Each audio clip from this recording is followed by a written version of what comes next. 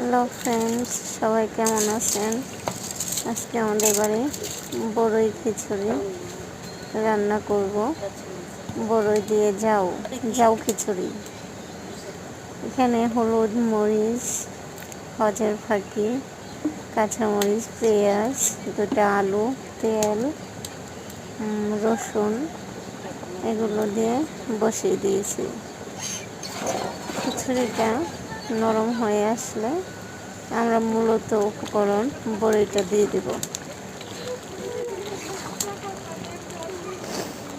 আমার শাশুড়ি আম্মা খিচুড়িতে ডাল গুটুনি দিয়ে একটা গোটা মেরে দিল, খিচুড়িটা যাতে একটু আঠালো আঠালো হয়। দিয়ে দিল জিরার ফাঁকি।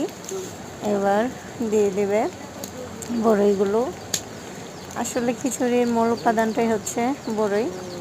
বড়ই দিয়ে রান্না করলে আর কি একটু টকটক লাগে, তবে অনেক মজাই হয়, খেতে সুস্বাদু হয়। কালারটা কিন্তু অনেক সুন্দর হয়েছে।